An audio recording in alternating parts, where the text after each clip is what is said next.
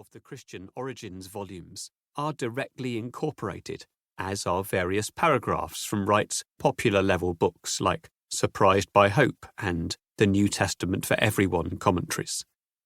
The present book thus serves as an introduction not only to the New Testament, but also to Wright's corpus. We hope it will function as a gateway to explore his wider academic and popular works. Second, this volume is a robust and user-friendly introduction to the New Testament, complete with a derivative workbook, online course, video and audio lectures, as well as a church-based video curriculum. A large proportion of the book has been freshly written for this very purpose. What is more, the volume is distinctive in that it aims to introduce the New Testament within the context of the study of early Christianity.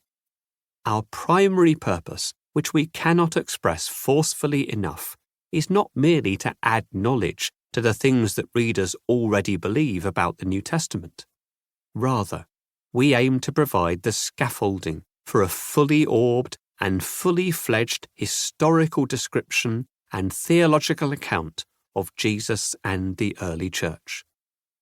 We want to cultivate a commitment to a specific account of Christian history, literature, theology, and mission.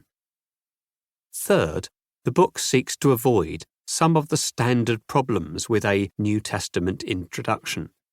There is so much to teach, so many debates to explain, so many charts, pictures, and tidbits of background a teacher wants to include that the task might appear endless and the book impossibly cumbersome.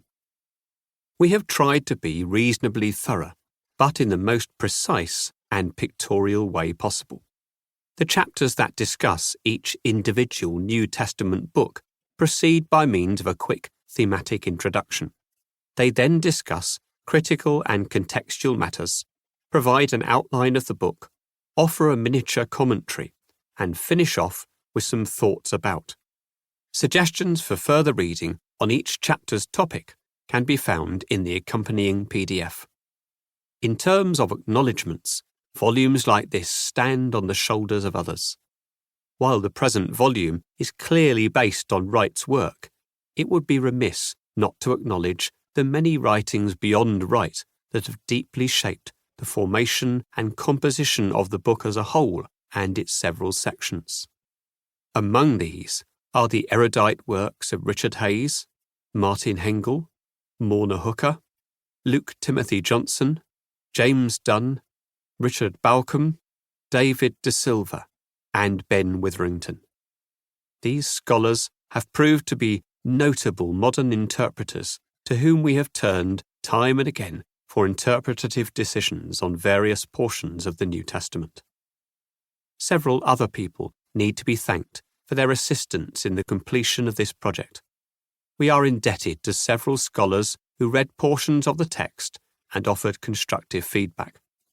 Among them are David A. De Silva, Patrick Schreiner, Sarah Harris, Brian Rosner, Heffin Jones, Sean Dutoit, Stephen Carlson, Michael Holmes, George Guthrie, Joshua Jipp, Brandon Smith, and Nijay Gupta. This book would never have happened without the joint cooperation of SPCK, Philip Law and Alexandra MacDonald, and Zondervan Academic, Katya Kovret, Jesse Hillman, Christopher Beaton, T.J. Rathbun, and so many others. Finally, we pray and hope that this book will benefit university students, seminarians, church people, and interested readers by providing them with an in-depth introduction to the context, message, and significance of the early Christian writings. The New Testament, as C.H. Dodd pointed out, may be small, but in our view, it remains the greatest and most important book ever produced.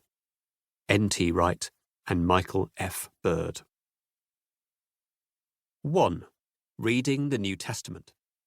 The New Testament, we suggest, must be... To keep listening to this audiobook, I've left you a link in the description so you can do it, at no cost thanks to Audible's 30-day free trial.